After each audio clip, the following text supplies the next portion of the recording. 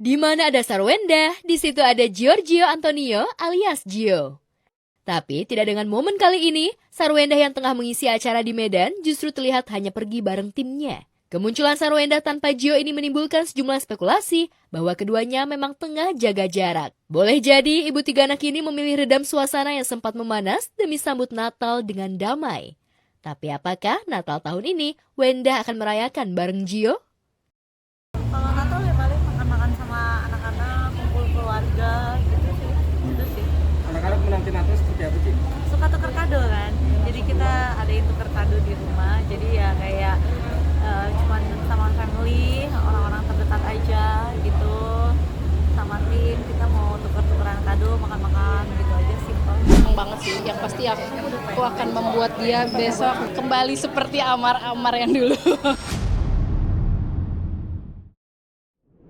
Begitulah kebahagiaan Dr. Gigi Camelia saat mengetahui kekasih Amar Zonia menjadi terdakwa kasus penyalahgunaan narkoba di Rutan Salemba akhirnya bakal dihadirkan secara langsung di Pengadilan Negeri Jakarta Pusat dalam persidangan pekan depan. Alhamdulillah, ya senang sekali, bersyukur dan akhirnya Bang Amar bisa dihadirkan sidang. Ya bersyukur banget lah, mudah-mudahan cepat ketemu titik terang dan akhirnya bisa ketemu lagi sama Bang Amar. Alhamdulillah, seperti saya bilang kan, ya ini kan memang, ini kan menyangkut marwah pengadilan. Dan masalah supervisi hukum juga, walaupun terlambat, tapi kita apresiasi. Itu suatu kebahagiaan ya, tadi itu jawaban dari JPU bahwa sudah ada secara tertulis kan dari Dirjen Lapas, dari Kementerian yang merupakan tindak lanjut pada sidang sebelumnya. Kesempatan aku buat banyak banget yang mau dibicarain gitu. Terakhir kemarin komunikasi sama Om John juga, ya Amar tuh pengen banyak bicara sama aku gitu ya. Masuk buat lagu itu? Iya, buat lagu.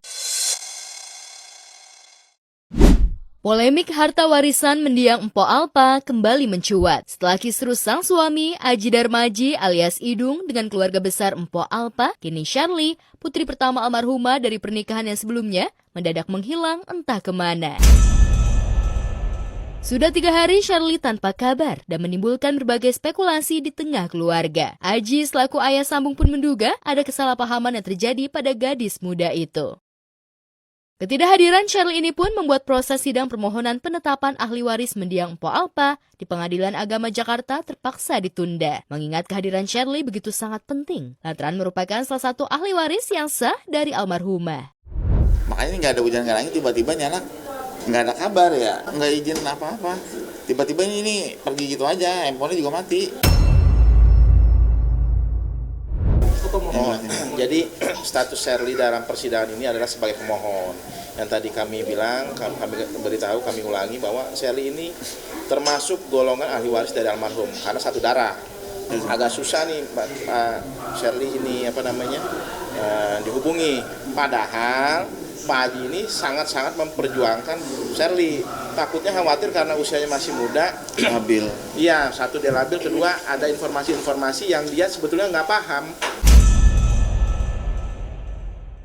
Kalau Empo sih nggak tahu tanda kutip ya, gimana sih kalau kita biasa datang terus nggak datang tanda kutip, karena Empo belum tahu permasalahannya kayak apa.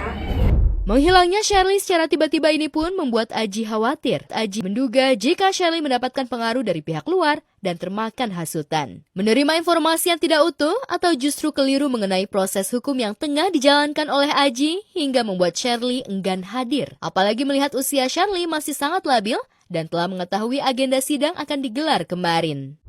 Saat ini ya dia belum pernah ngelakuin hal kayak gini nih, nggak pulang kayak gitu. Nggak pernah dilakuin, kayak nggak pulang dari satu malam tuh, nggak pernah dilakuin kayak gitu. Makanya saya tiba-tiba saya bingung kayak gitu kan, kenapa kok nggak ada kabar kayak gitu kan. Namanya anak perempuan ya kita khawatir juga ya. Karena ini kan hanya sifatnya permohonan, bukan gugatan waris gitu ya. Di loudspeaker boleh Pak? Ringin apa calling? Berdering nggak berdering? Kamera. Sini. Oh nyambung. Kan nyambung kan? Iya berdering. Angkat telepon dulu apa aja mau curhat apa gimana? Ada WhatsApp nggak, Mbak Bana? Nggak ada, aku belum Terakhir WhatsApp kapan? Aji mengatakan selama ini hubungan keduanya baik-baik saja. Bahkan tidak ada penolakan dari Shirley dan juga tidak ada tanda-tanda pertengkaran. Tapi entah mengapa, Shirley mendadak pergi tanpa izin dan tak dapat dihubungi. Ponselnya juga tidak aktif. Nggak izin apa-apa. Tiba-tiba ini pergi gitu aja, handphonenya juga mati. Belum tahu, karena kan saya belum ketemu nih sama anaknya. Belum tahu kenapa, nanti bakalan saya tanya si kakak Shirley-nya kenapa kita perlu di hari ini, dianya nggak ada, kayak gitu kan. Nggak enak nih sama bapak-bapak ini kan, sibuk nih. Lantas, mengapa Aji tidak melaporkan hilangnya Shirley ini ke pihak berwajib, mengingat sudah 3 hari menghilang tanpa kabar? Benarkah menghilangnya Shirley ini ialah bentuk penolakannya? Nanti kalau udah 7 hari aja, kayak gitu.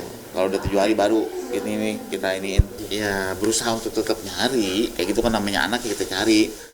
Ya mudah-mudahan kembali secepatnya gitu. Nanti kan kita tanyain tuh kenapa tiba-tiba tuh ngilang selama 3 hari atau gimana, kayak gitu kan.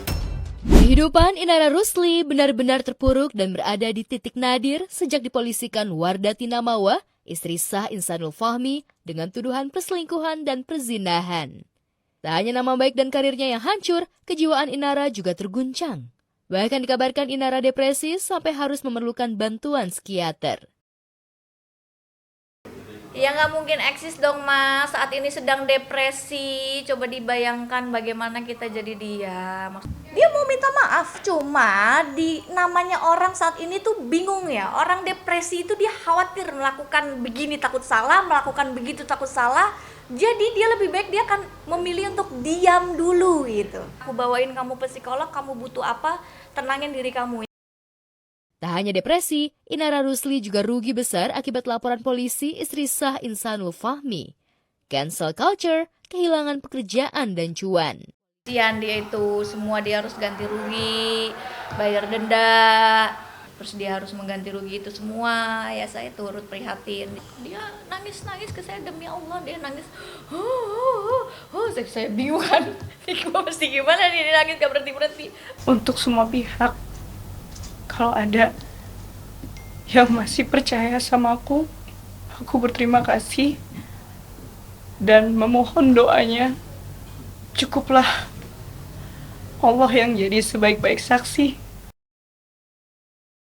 Kenelangsaan hidup Inara Rusli pun nyaris sempurna, lantaran sejak kasus ini bergulir, ia dikabarkan belum pernah berjumpa dengan ketiga buah hatinya yang kini dalam pengasuhan mantan suaminya Virgon. Melihat realita yang terpampang di depan mata, Virgon pun dikabarkan siap merebut hak asuh anak dari tangan Inara. Kayaknya sih, Virgon mungkin kayaknya hak asuh anak kayaknya mau dicoba ambil tuh. Kayaknya ya, karena kan ya kayak gini kan modelannya gimana. Ketika Inara Rusli merasakan dahsyatnya penghukuman masyarakat terhadap wanita yang dicap sebagai pelakor, kehilangan semua yang dimiliki, Wardah Tinamawa justru kebalikannya, mawa panen rezeki dan cuan. Jadi brand ambasador, banjir endorsement, tampil jadi bintang tamu podcast dan acara televisi. Demi semua itu, Mawa rela meninggalkan kampung halamannya Medan, Sumatera Utara dan menetap di Jakarta. Tahun depan bakalan stay di Jakarta. Karena udah ada beberapa project lah, alhamdulillah. Mulai Januari nanti bakalan stay di Jakarta sama anak aku juga. Qadarullah lah semuanya. Udah kehendak Allah juga, ya Allah lah sebaik-baiknya saksi ya gimana perbuatannya mereka.